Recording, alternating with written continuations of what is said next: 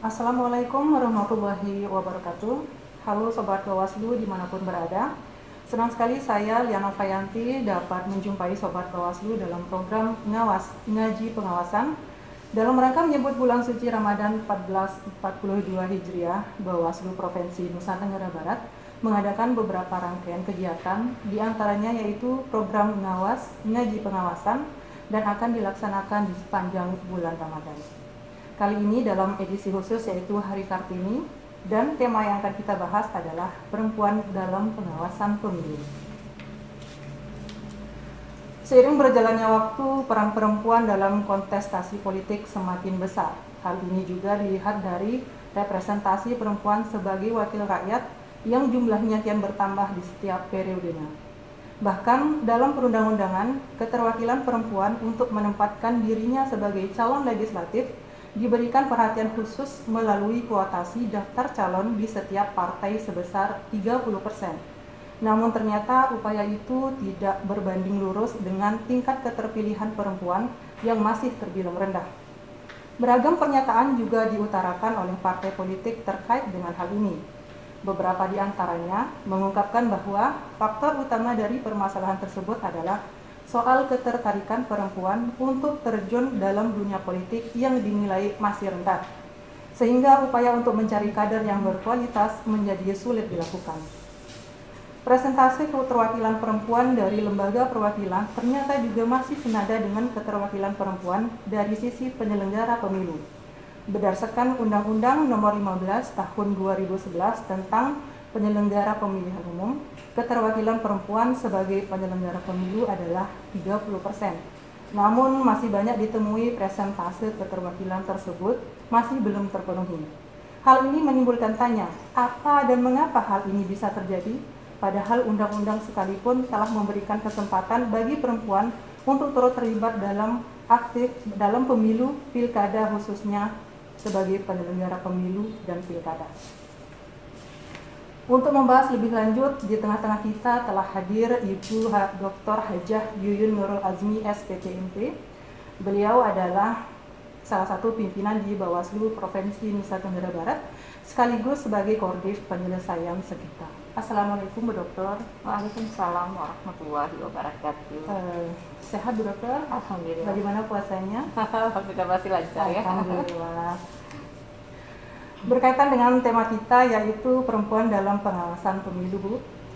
Menurut Ibu, mengapa peran dan keterlibatan perempuan dalam konteks pengawasan pemilu menjadi penting, khususnya pemilu di tengah pandemi seperti ini? Ya, memang berbicara perempuan ini menarik, Mbak ya. Peran perempuan, kalau kita kemarin ini kan baru saja selesai menggelar pilkada serentak di 7 kabupaten kota di NTB. Nah, berbicara kenapa perempuan menjadi penting di dalam kondisi pandemi ya, karena perempuan ini kan ibu di rumah ya. Betul. Jadi kalau pertama ya, terlibat perempuan ini bisa mengantar keluarga untuk mau datang ke TPS kan, berani menggunakan hak pilih. Nah, itu pertama, peran perempuan ini bisa sebagai pemotivasi untuk orang bisa datang ke TPS kan, memberikan penjelasan bahwa sebenarnya kita bisa tetap menggunakan hak pilih kita di TPS sepanjang kita mematuhi protokol COVID kan. Nah, terbukti kemarin kita Bawaslu khususnya ya di saat proses pemilihan kepala daerah dan wakil kepala daerah kemarin tidak ada dari personil kita yang terkonfirmasi terpapar virus gitu ya. Jadi saya kira karena kita sendiri Bawaslu juga selain melakukan sosialisasi kepada masyarakat,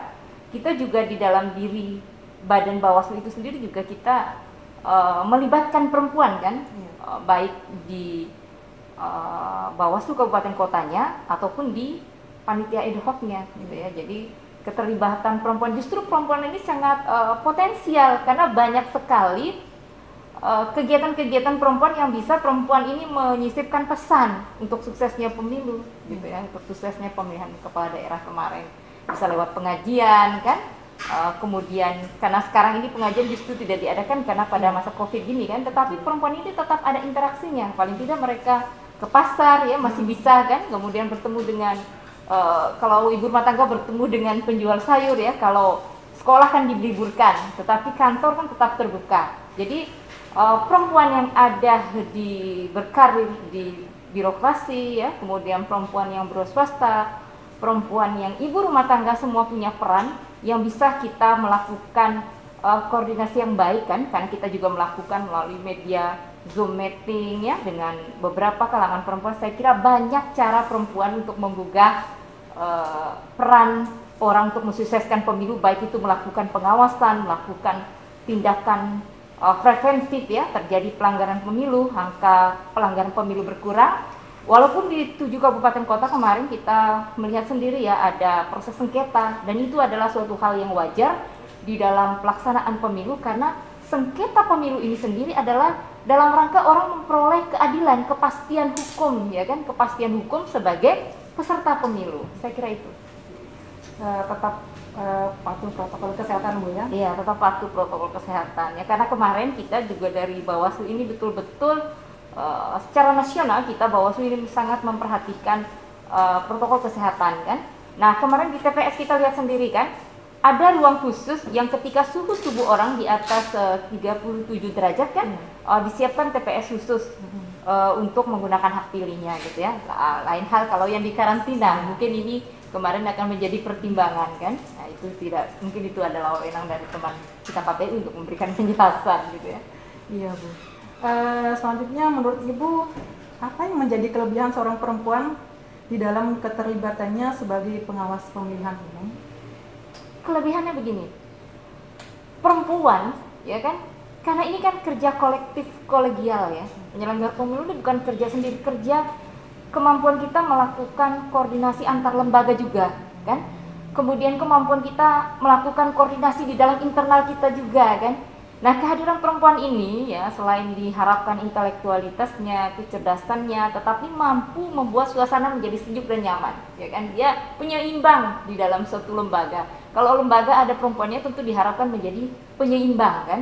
Bayangkan ya, di Bawaslu kan ada 4 orang laki-laki, 1 orang perempuan kan, komisioner pimpinan ini 5 ya gitu kan. Nah pimpinan kita ini 5, 4 orang laki-laki, pimpinannya ada 1 perempuan. Nah, peran saya di sini adalah sebagai penyeimbang dari laki-laki itu kan. Nah perempuan ini kan kalau di rumah tangga, maaf ya, kalau nggak ada ibu, rumah tangga juga nggak akan indah kan. Nah peran ibu ini betul sebagai pendidik lah. Nah ketika kita tahu kita itu sebagai multi kan, kita harus bisa mampu menyesuaikan diri dengan dunia kerja laki-laki, karena di demokrasi ini kan maaf ya 30% saja yang disiapkan oleh undang-undang itu untuk perempuannya, artinya ada 70% laki-laki. Kita bekerja dengan 70% laki-laki. Nah kita juga harus bisa mengimbangi laki-laki yang ada di situ. Nah tentunya ya mengimbangi tetap tanpa menghilangkan segi pemimpin kita sebagai perempuan ya. Tata krama etika itu saya rasa semua perempuan sudah tahu, wanita karir sudah tahu bagaimana cara menempatkan diri ketika harus bekerja dengan laki-laki. Bu, sebagai Sri Kandi Bawaslu Provinsi NTB, kita tahu betul betapa sibuknya Ibu di Bawaslu Provinsi NTB dan di rumah. Apa hambatan yang Ibu alami khususnya sebagai penyelenggara pengawas pemilu berkaitan dengan tugas dan tanggung jawab Ibu yang sebagaimana kita tahu juga hampir sepenuhnya menjalani aktivitas rumah tangga? Iya, saya juga ibu rumah tangga ya, dan saya mohon maaf ya, saya dibilang anak desa juga iya, mungkin ya dibilang kota juga iya ya. Masa kecil saya lalui di desa. Kemudian pada saat saya menempuh pendidikan, saya juga sudah mulai masuk kota ya. Kalau teman-teman sering bercanda anak desa ya saya mengakui saya dari desa ya, dari desa di Sumbawa sana, Lempi sana. Nah kami anak desa ya, mungkin juga anak kota juga ya, kami sudah terbiasa bangun pagi gitu ya. Jadi saya itu punya kebiasaan gitu ya, sebelum subuh itu saya sudah bangun ya, jam 4 itu saya sudah bangun. Nah ya melakukan kegiatan-kegiatan rutin agama mungkin ya. Nah setelahnya itu saya sambil menunggu azan subuh saya sudah masak, karena saya tidak pernah ya, perut saya tidak terlatih gitu ya untuk makan makanan instan di luar. Saya tetap masak ya, keluarga saya tetap makan dari apa yang saya masak gitu ya. Saya punya banyak teman di dunia medis ya, berceritalah bahwa makanan olahan di rumah itu sehat ya. Jadi apapun saya tetap berusaha untuk bisa memberikan gizi yang baik buat keluarga ya, karena kita ini ya, kita hebat, kita sukses ini tentu harus ditunjang juga oleh nutrisi yang bagus. ya, untuk bisa, apalagi di tengah kondisi COVID seperti ini, maka nilai nutrisi dari makanan itu ya harus lebih porsinya lebih diutamakan gitu ya. Nah, saya tidak mendiskriminasikan perempuan yang belanja ya tidak masalah selama kita pastikan itu higienis gitu kan. Nah, bagaimana itu dari segi makan ya, 4 sehat 5 sempurnanya ya. Kemudian saya punya kebiasaan di rumah ya, karena ini mengaji kan ya. Kalau kami tidak sempat mengaji di waktu subuh, kami akan mengaji di waktu maghrib gitu ya. Jadi badak maghrib sambil menunggu isya kami akan mengaji. Kalau bisa ya, tapi karena ini sudah terpola kan, pendidikan dari keluarga saya juga, dari saya kecil, kami sudah terbiasa ya, subuh itu sudah di rumah saya tuh jam 3 malam itu sudah seperti pagi gitu ya. Jadi kami sudah biasa bangun segitu hari. Jadi kami kalau dulu saya ketika mahasiswa, maka saya akan menyiapkan buku-buku saya untuk kuliah kan. Nah, kalau sekarang selain saya juga harus membaca, saya juga harus mengimbangi dengan kegiatan rumah tangga ya. Sudah pasti tidak mungkin bisa semua kita lakukan. Makanya kita butuh juga asisten rumah tangga, ada yang dikerjakan oleh asisten rumah tangga dan ada yang kita kerja. Kita istilahnya kemampuan kita sebagai leadernya ya, pemimpinnya, membagi tugas dengan bagus. Saya seperti itu. Selanjutnya Bu, bagaimana pandangan Ibu terkait dengan keikutsertaan perempuan di dalam kontestasi pemilu maupun pilkada pada saat ini Bu? Keterlibatan perempuan ya, saya lihat sekarang ya, saya lihat ada peningkatan. Kalau kita lihat pada pemilu legislatif kemarin, ini sudah mencapai 38%. Ya, lebih dari 30% ya keterwakilan perempuan. Tetapi yang terpilih belum sampai kan, baru 22%. Nah, kenapa belum terpilih perempuan ini gitu ya? Ya, pertama sebenarnya ini kan memilih pemimpin. Perempuan yang terpilih ini kan harus juga menjadi panutan. Artinya seorang perempuan untuk bisa dipilih, dia juga harus bisa menunjukkan kemampuan dirinya ke masyarakat gitu ya. Jadi masyarakat kita tidak usah memberitahu kenapa yang terpilih, mohon maaf ya. Kenapa yang terpilih itu sering yang secara finansial terlihat mapan, karena memang kan memilih pemimpin ini biasanya kita kan juga dari lembaga-lembaga ini juga melakukan sosialisasi. Nah, kita melihat ya partai politik dalam menerapkan atau memilih calon perempuan ini sebagai pelengkap ya, dari organisasinya itu, dari partai politik itu kan, di partai politik juga disyaratkan kepengurusan partai politik itu 30% keterwakilan perempuan. Tetapi dalam faktanya, kebanyakan partai politik ini sebagai pelengkap, perempuannya sebagai pelengkap. Nah, mungkin ini kan kemudian pada saat ikut calon misalnya kan, perempuan juga tidak bergerak sehingga dia tidak mendapat porsi. Nah, coba kita lihat di dalam pilkada, ada 2 kepala daerah yang terpilih kan, Kabupaten Bima dan Kabupaten Sumbawa. Nah, kita lihat ritme kampanyenya, pendekatannya kepada masyarakat. Mereka melakukan gebrakan-gebrakan yang bisa menggugah perempuan, karena kita tahu kan jumlah pemilih perempuan ini kan berimbang, ya kan, pemilih laki-laki dan pemilih perempuan berimbang, walaupun maaf ya, kita masih dikasih porsi 30% keterwakilan perempuan dalam semua kepemimpinan lembaga kan. Tetapi kalau mau dibandingkan jumlah penduduk perempuan dengan laki-laki ini kan sebenarnya berimbang, beda-beda tipis kan, kalau kita lihat di DPT, iya kan.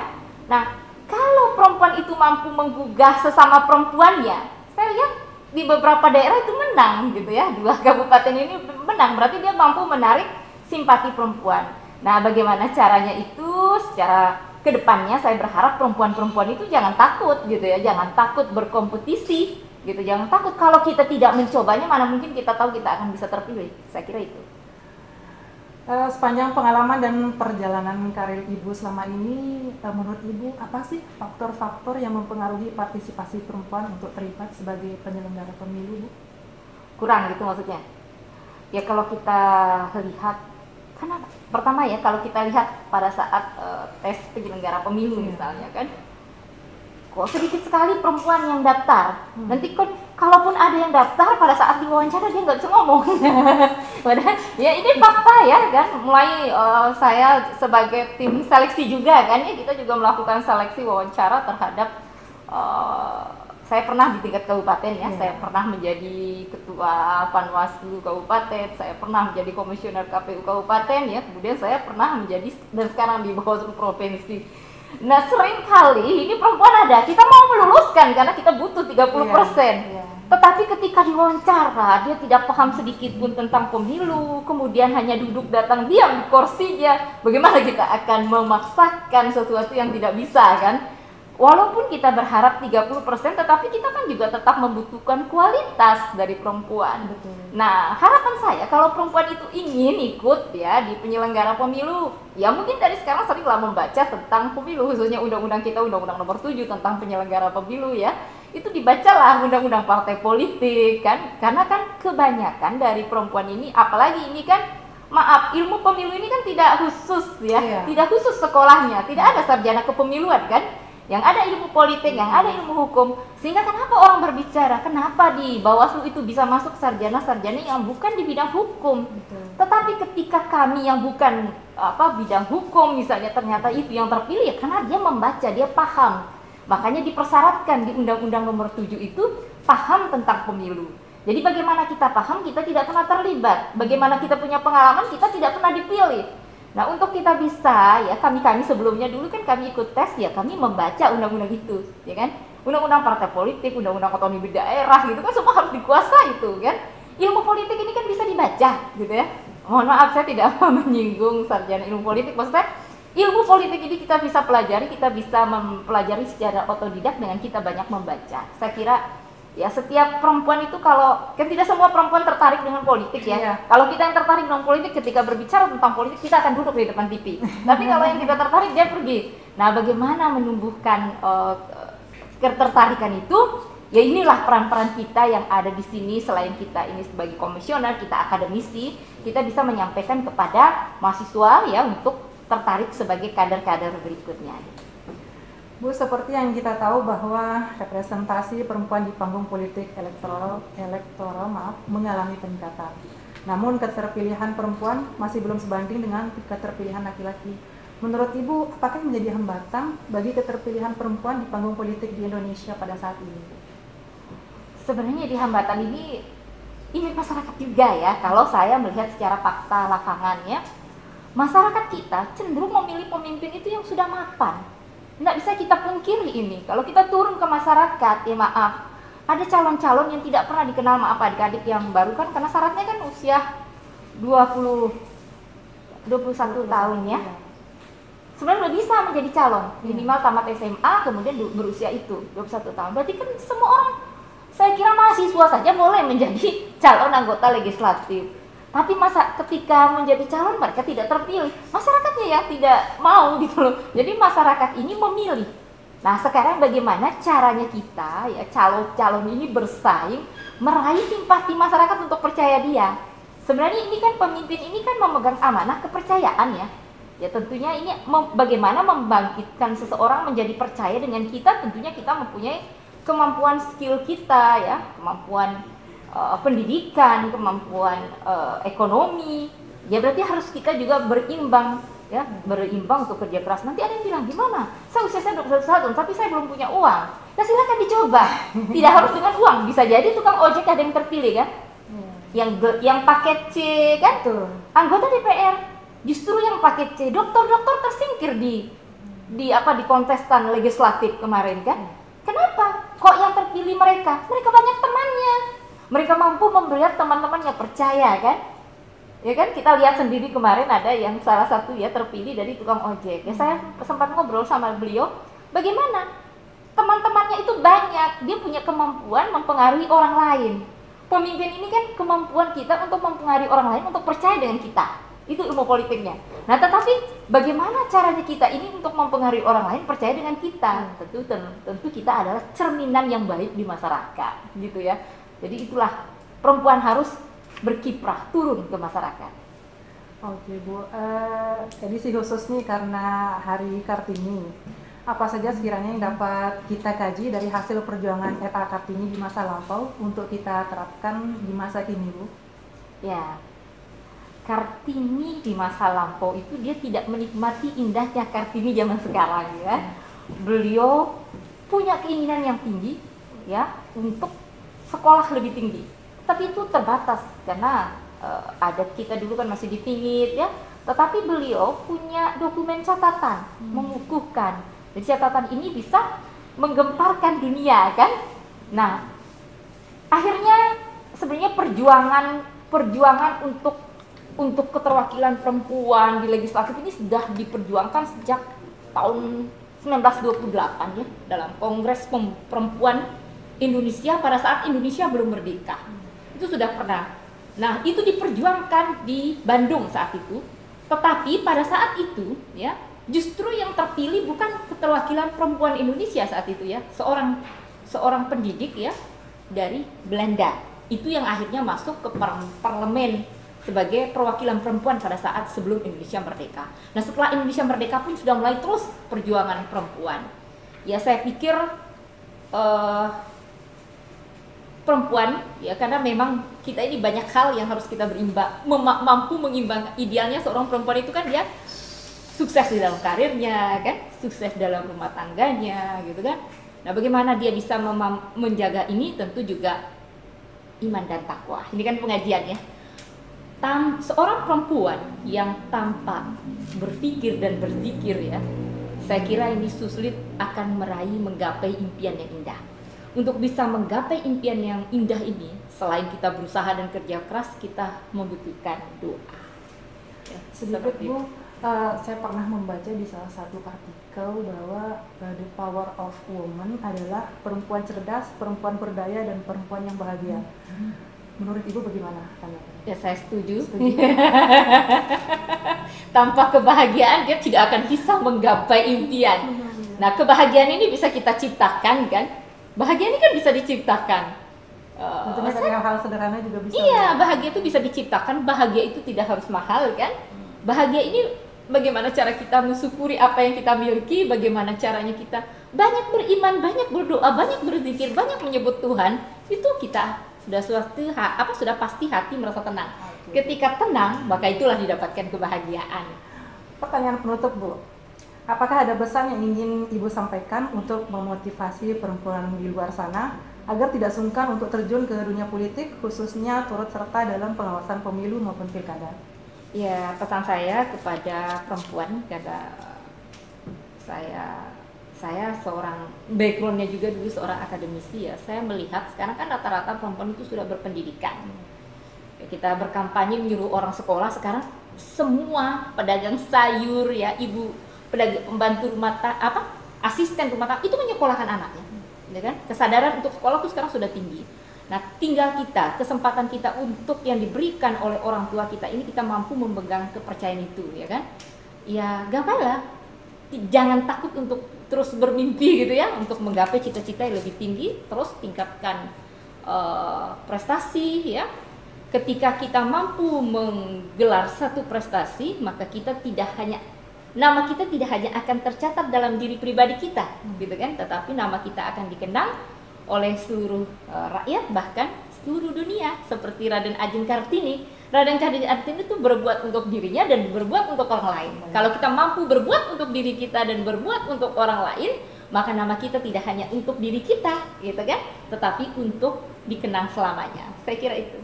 Luar biasa Bu bahasan kita kali ini, dan terima kasih sebelumnya atas keluangan waktu Ibu untuk hadir bersama kita. Dan Sobat Bawaslu, banyak sekali pelajaran yang kita ambil dalam pembahasan kali ini. Untuk perempuan-perempuan Indonesia, jangan pernah berhenti berkarya, berjuang dan membanggakan sesama. Oke, sampai di sini dulu kebersamaan kita pada kali ini. Sampai bertemu kembali di acara berikutnya. Salam awas. Wassalamualaikum warahmatullahi wabarakatuh. Salam warahmatullahi wabarakatuh.